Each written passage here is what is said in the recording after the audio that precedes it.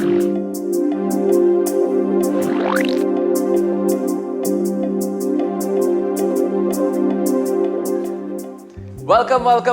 Day 2 of Stand and Deliver. Today is Saturday. I hope you've been enjoying the Bocas Lit Fest so far. We're celebrating 10 years. So first off, let's say congratulations to the entire team at the NGC Bocas Lit Fest.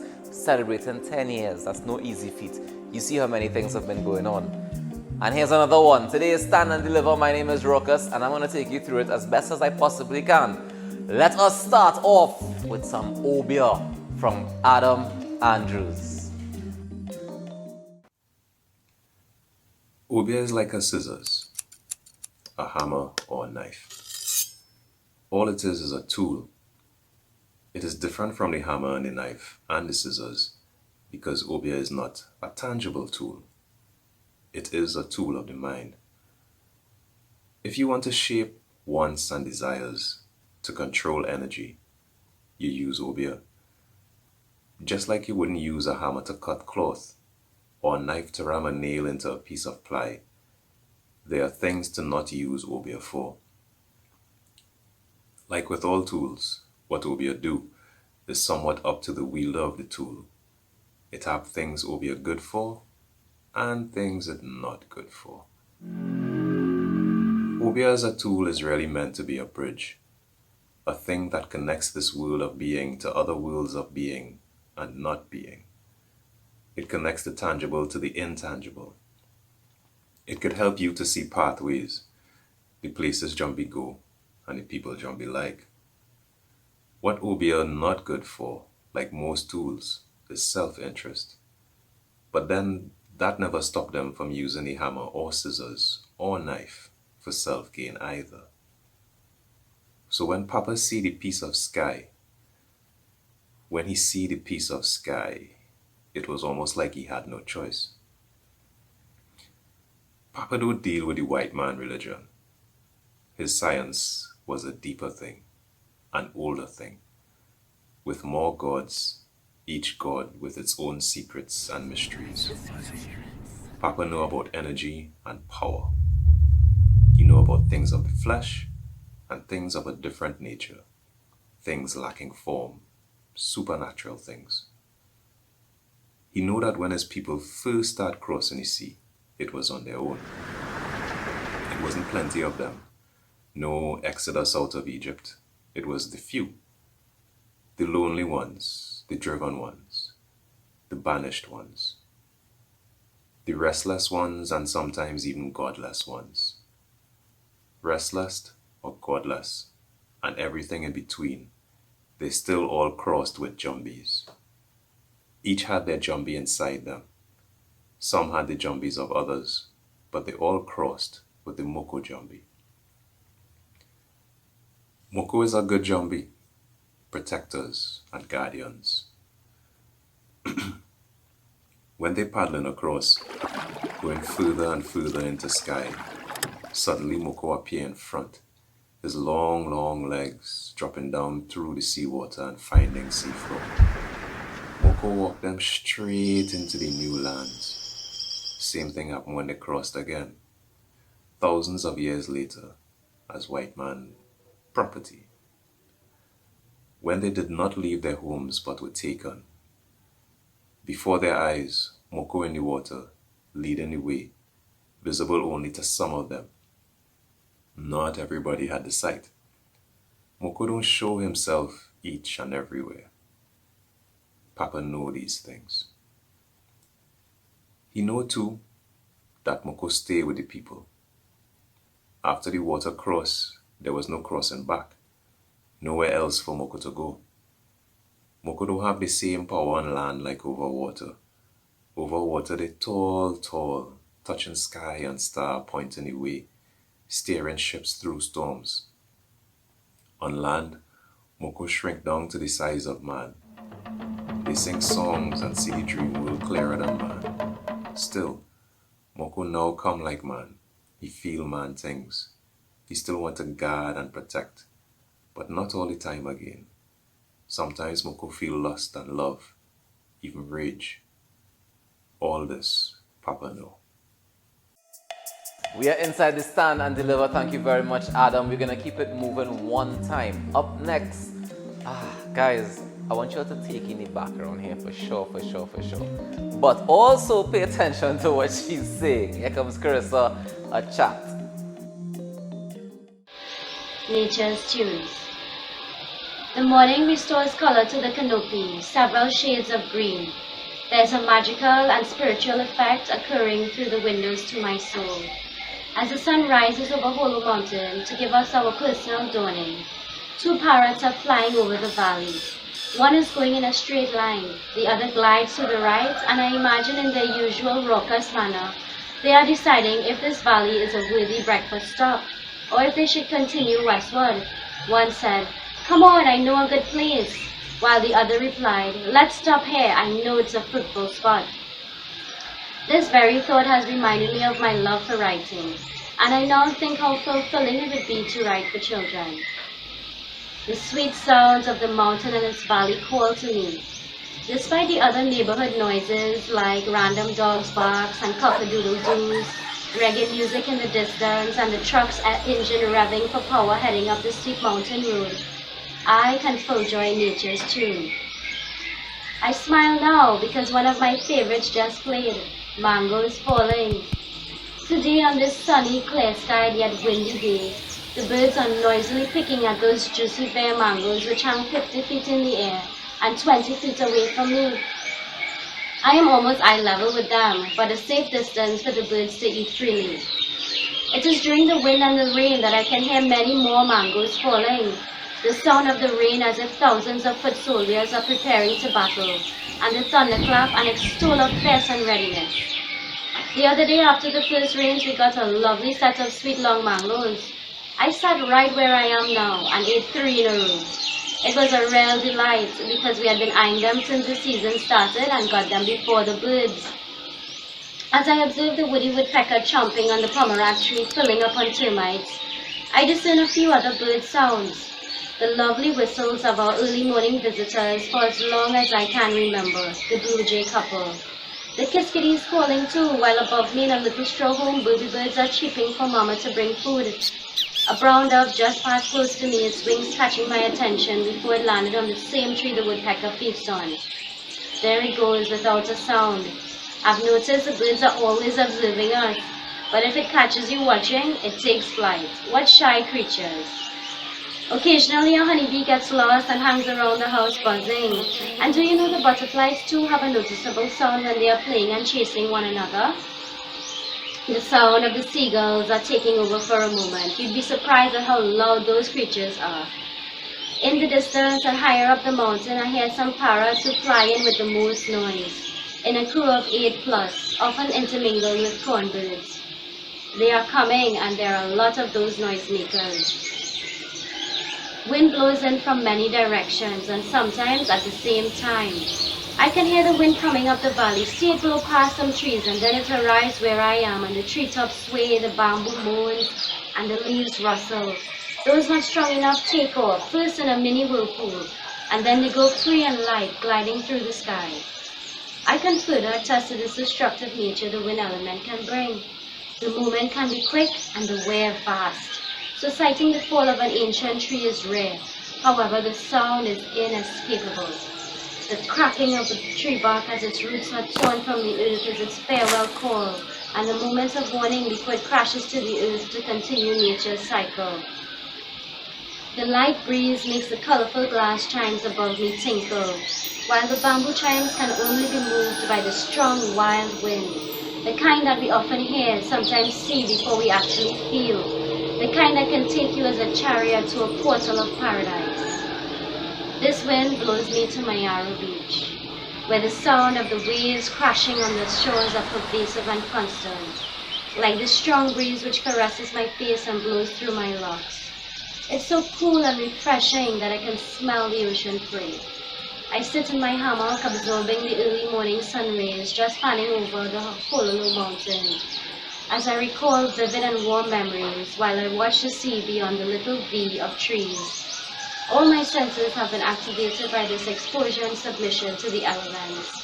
It's our way of living. We abide in harmony with nature. I and I remain connected to the positive energies that is creation. To us, it's a natural liberty. Alright, we're inside Stand and Deliver inside the Bocas Lit Fest 2020.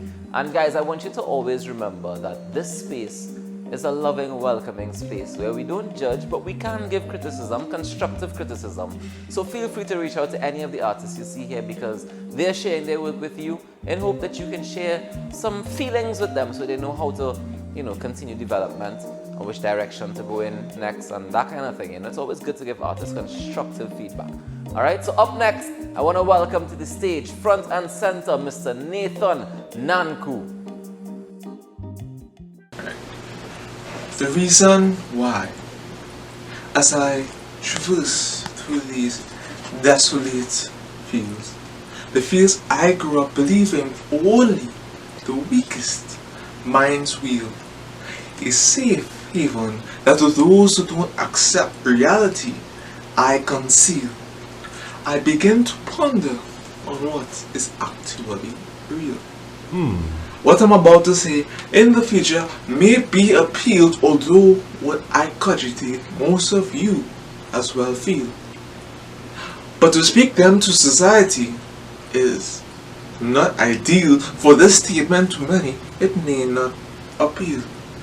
The kids, they say, are next generation, the ones that will save us from this discoloration. But in the same line, they say we are an abomination, completely contradicting their acclamation.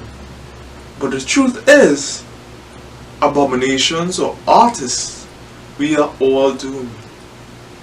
Unless the world changes its perception on darkness and gloom. For the ones who made the mess refuse to let us vacuum, they refuse to let us bloom, they refuse to entomb their hazardous, obsolete habitudes, but instead leave us with screaming sirens, insincere sounds, self-righteous opposition, bleeding riots everywhere confounds, adenovirus takes commission, skyscrapers fall, unsheathed swords, shields lay in the earth broken. Abductors enthrall undefeated wars, battlefields with scattered tokens. Shrapnel flying, slavery still fighting, sick and no medicine. Missiles flying, the unsavory brightening, politics senseless with no comparison. Slaughtered lives, socialized cries, significance slowly dying. Now every day is like watching an action movie, only 10 times more serious. Boom, crack, slish, slash, bash, crash. Just why? How many more nations bombed before a worldwide reset is applied? What is the point of trying anymore if in the end everybody is going to die? How many more of our leaders will be lying? How many more mothers, now childless, will have to cry? When will they learn that justice is not an eye for an eye? How do you remove the cause of this violence? The answer lies within you and I. So now I look up at the melancholy soaked sky. I have my plans to survival, but the rest of the world. Boom! My building just shook. It's time to fight this war. With guns, with shelter, with water to pour, with clothes, with food, with water that's pure, with bountiful deeds, not devoid words. They will tell you that attaining perfection is surreal. They are correct, but only to an extent, as perfection is the intent to make something exactly how you want it, and attaining such is unreal. But we can still make it better than this disaster right now that we need to repeal. I'm under attack. It's time to leave these fields. For now I know that this is what is real. My mission My mission is to open these artists' eyes before our fate is sealed. Now we take on this responsibility of ensuring the earth is healed. Thank you very much, Nathan. We're gonna keep it moving. Up next, I want you to journey with us, right? Because Noreen Duncan is gonna take us on a journey to the past and tell you a part of the story that you probably never heard about before. Noreen, come and tell us about Mrs. Morales, please. Mistress Morales. They say when the Yankees came to Trinidad, they did something with a Coca-Cola bottle to Mrs. Morales, something that the Andrews sisters and Harry Belafonte couldn't sing about. One of those American soldiers was supposed to have been her first husband, but the only one of her children who may have been the child of that union could not have been. For though that daughter had green eyes, she had very Chinese-looking eyelids, somewhat like her mother, who was herself half Chinese, as they say. The other half always assumed to be African or Creole, not anything else. Mrs. Brown she was, as a result of the marriage to the American, and her next child after the green-eyed Suman was a dark, curly-haired, pretty-looking boy, Junior to whom was not talked about or even guessed at, as Mrs. Brown was properly and formally married, although the American soldier of that name had never lived in her house, or been recalled by anyone who could remember the order and names of her stream of husbands and boarders. When she was obviously pregnant with Junior, she would walk out to the main road to get a taxi to town, to the cinema on a Sunday afternoon, beautifully erect and shapely, smoking a cigarette, another habit clearly imported with the Americans who were no longer in Trinidad, the Premier and Sparrow having run them out, off of their base before the 99-year lease was up. For that bit of nationalistic cheek, the Premier, who then became Prime Minister, a doctor from Oxford University, was elected and re-elected for many years, eventually becoming the father of the nation before his mysterious death. Sparrow also became a doctor, the honor bestowed on him by the Princess Royal herself, she never having attended university, but in her royal capacity, allowed to come down from England to award degrees on behalf of the university, for Sparrow's contributions to the nation, music in particular, calypso specifically. Mrs. Brown was the kind of woman despised and secretly admired by Trinidadian women, but adored by Trinidadian and quite possibly American men. By the time she married Mr. Morales and posed in her front yard for the camera, with all of her children around her and the respectable neighbors in attendance, elegantly pregnant again, no one knew what had happened to Soldier Brown, how she could have divorced him or when, since he had never really been seen, although there was talk of an American-looking man lounging on her front veranda once. During that period, the neighbors saw her working hard in her front garden, keeping her premises respectable, in spite of the spite and behind her back ridicule of those same neighbors. The wives every now and then loudly and publicly. It was common neighbor knowledge that she had had a past, and what was so scandalous was that she didn't pretend otherwise, and wasn't concerned about the neighbor's view and talk about that past, or her unusual present. She conducted her life in full view, much of it on her front veranda, or in her front yard, or her little driveway, and God forbid in the street in front of her house, and often in front of their respectable neighbor houses. The women in Mrs. Morales' suburb had servants to prepare their noontime meals and boys to tend their front and kitchen gardens. She not only cooked for herself and her mother, who lived with her, and her boarders, and her husbands, and her children, and later on for their children and their husbands and boarders, for her daughters each had more than one husband, which was a marvel to her respectable neighbor wives, that any self-respecting man would marry into that family, and so many did. What was even more marvelous was that she did this common work with such grace, sometimes even going away of the islands for rest, which was more than the neighbor wives could do or stand the thought of. Except that they went to Mayaro or Tobago for a few days, not many went away to the States or England or even Venezuela on holiday in those days, but here she was traveling, away on vacation. From what?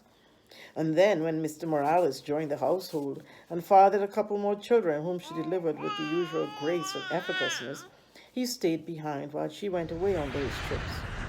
He appeared to be beaten down anyway, and there was talk that he was not really the man he was supposed to be, and that must have been true, or he took the talk to heart, for he became a noticeable alcoholic, and that was unheard of then, and he had to go away somewhere. Talk was that Mrs. Morales found him drunk in a rum shop in Arima and told him not to come back to her house. As the owner of the rum shop was a woman with more power than she, and anyway, he was probably living part of the time behind the rum shop with the rum shop owner. Thank you very much, Noreen, for that riveting, exciting story. We're gonna keep it moving inside Stand and Deliver. Here comes Osunkemi Ojegbemi to give us a piece from her book. As I stepped into the cottage, I felt like I was transported to another dimension. Its humble exterior did no justice to what the interior had to offer. I felt a sense of belonging, a very strong feeling of familiarity. The entire interior was painted navy blue, making me feel like I had walked into the great depths of the river. African artifacts of all kinds, drums, masks, wooden figures were everywhere. They were on the walls, the shelves, tables, and in strategically placed positions on the ground. There was a stretched leopard skin on the ground that served as a covering for the dirt floor in the middle of the room. On one of the walls was a round mirror which had cowrie shells embedded on its round frame. This mirror reflected the flowers of the garden on the outside, which were visible through an open window that allowed the sunlight to filter into the dark room. It was almost story-like in appearance, making me feel like I was in the middle of a fairy tale. I felt an instinctive jolt of energy run through my entire body, something that always happened to me anytime I felt a strong spiritual connection in a space. Nana always told me that this was the way I could tell if something was authentic. So that was the universe confirming to me that Yamato was someone I can trust. I stood in amazement in the middle of a small space, taking it all in. As I was admiring a quaint lantern that was sitting on a shelf, I noticed Yamato bending to pick up a book from a small table in the room. I was standing behind her as she was picking up the book, and as she was doing so, she told me that this was a room where she attended to the things of the forest. I wondered about her statement and waited to hear more, and she turned to face me with the book in her hand. She then said, "Pinky, this is a very special book that I have been waiting to give you at the appointed time." She came closer to me, enabling me to get a better look at it as she held it in her hands. The cover of the book was royal blue with a red border all around it. It looked very old, tattered and worn, and I noticed that the clothes that she had on were the same color as the book cover. She was holding it between her two hands, her left hand under it and her right hand on top of it. The way that she was holding it indicated to me that it was of great importance. She held it with reverence. She continued to say, "This is a tool for you to use to help people when they are not well. It is the book of life. All you need is a person's name, and when you turn to the page that has their name written on it, this book will reveal to you all that they need to know about their situation. It is a book of healing which is very sacred and must never leave the forest. Do not share this information with anyone. I will bury it at the front of my cottage in a pile of dirt for you. Whenever you need to use it on behalf of others, come to the forest to retrieve it. The protocol is for you to knock on my door to let me know that you are here. Then you go and dig it up to refer to the page with the person's name on it who is in need of assistance. All the names of humanity are recorded here, and because it is a book of magic, there is no way that you can comprehend how it works. After using it and recording what it says, put it back where you dug it up from, and cover it back with the same dirt that keeps it hidden. After you do this, knock on my door to say thank you. You do not have to see me when you come. All you have to do is follow the protocol and go to help the person who is requesting assistance." This was a lot to take in, but somehow didn't sound as strange as some would believe it should. You see, there were two things that immediately came to my attention. The first thing being Nana asking me when I was just 5 years old if I believed in magic. And the second thing was a very intimidating incident that occurred when I was an adult and lay sick in bed.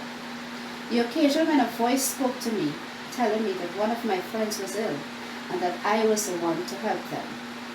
Once again, I felt dots connected that were many years apart. As I was having these thoughts, The amateur was looking at me with penetrating eyes, and I knew that she knew everything I was thinking. She did not say a word. Instead, she just quietly went outside to bury the book, as she said she would, and I followed her to see where she was going to put it. After she finished burying it, she told me that she knew that I had many questions. She advised that I let everything sink in first so that we could discuss it at another time. They say if you don't know your past, you're doomed to repeat it. And I think that it's really important if we pay attention to people's story, and sometimes they can apply to your life and to your story. And here to tell us a little bit more about that is Mr. Wilfred. As a matter of fact, Wilfred, come and introduce yourself for me, please. My name is Wilfred Holder. My book is One Man's Journey. It's a story of dedication, determination, commitment, and perseverance. I consider it an honor that you are here and that I have the opportunity to share my journey with you. As you read on the following pages, my life experience has included some incredible challenging times, as well as some amazing blessings. I encourage you to read my story with your life in mind. You'll learn much about what I've experienced and what I've overcome to achieve success, fulfillment, purpose, and joy. That is what I want for you, my readers. Contained in my book are the following chapters.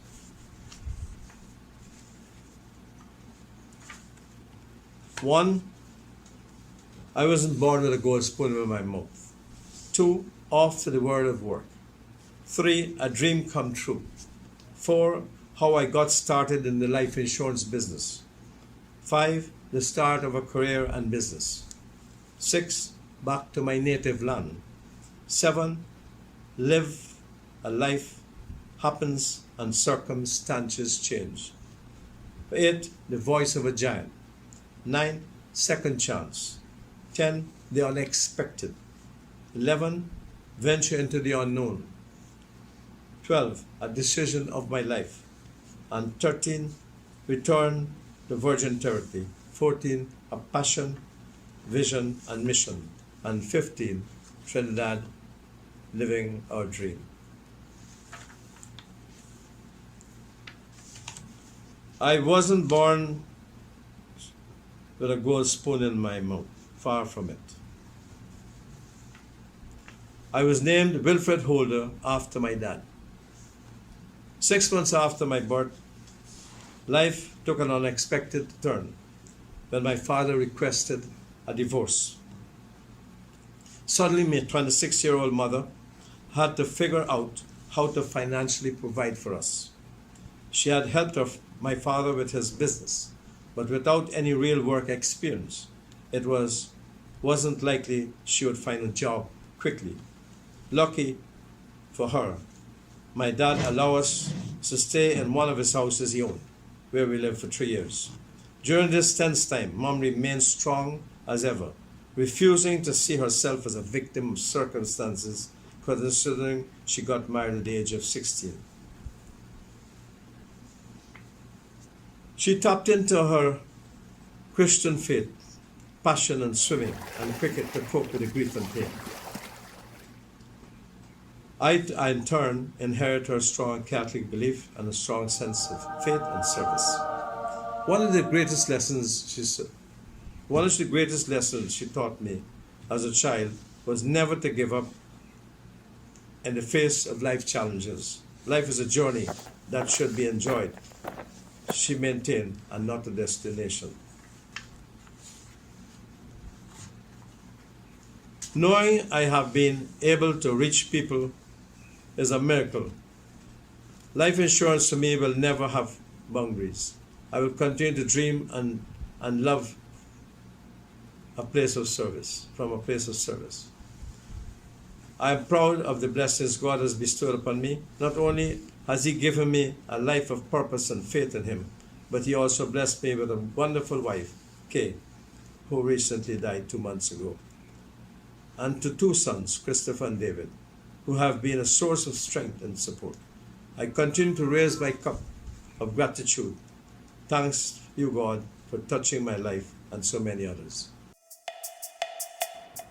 All right, thank you very much there, Mr. Holder, for reading that piece for us from your book, One Man's Journey.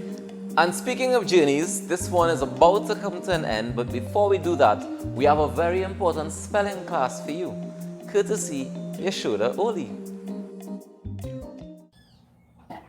Did she stutter when she said no? How can one simple two-letter word happen to be the most difficult is beyond me. No. An act of insistently refusing, the act of denying, expected by the user to achieve the response of denial received. But some way, somehow, it takes more than just a preschool vocabulary lesson. More than just a simple exercise on the manipulation of the simple two-letter word no. Let me hit you with the best, most modern yet backward 21st century spelling test. N-O, no. N for never, O for oppress, but some see it as new opportunities. Say less. Just the simple yet most complicated two-lettered mountain turned your vocabulary into this big mess that it is. Though, it's clearly not as simple as it seems, I can say. Like you don't understand English or what? But that's the thing. English, Spanish, French, it all sounds the same, but yet, as simple as it gets, you'd always think that yes means yes and no means yes. From the beginning of time, women have been collecting the shards of the glass ceiling in their backs from the floor. Some dead, some hurt. But after much grueling and history, we've managed to break through, letting the glass fall into the dirt. But little did we know, it would grow into a glass blade tree, watered with our own blood, sweat, tears, especially the tears, nourished by our own fears. Not knowing a grafted plant of yes and no would bear a new scratch-proof glass box that cannot be broken after it's grown. Underestimating its strength. Thinking it's not a task to take off half of the length, but how can you fix a problem without checking the root first? Instead, they all try to help by cutting off just a small branch of the entire tree, you see? She was accustomed to reading the headings shadowed by the shallow headlines. So shallow that you can't see the truth. Just the way it is. You see, she turned past the first page, knowing that the stories that matter are way past the political sketches.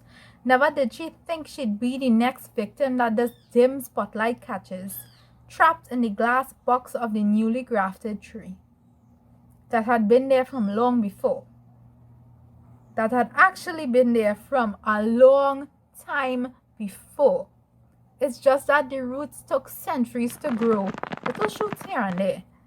And well, Grandma's own cannot kill that now. It drinking that. It's a task to go back, but everything is possible. It's a task to go back, given for a fact it took years of conditioning human beings to think that yes means yes and no means yes.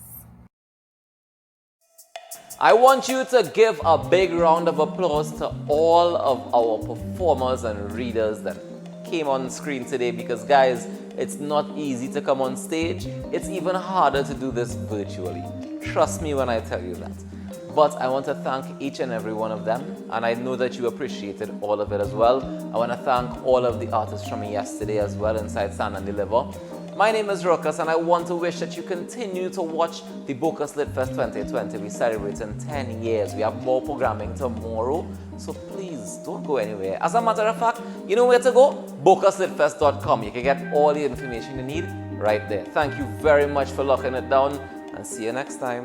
After party today, guys? Yeah? All right.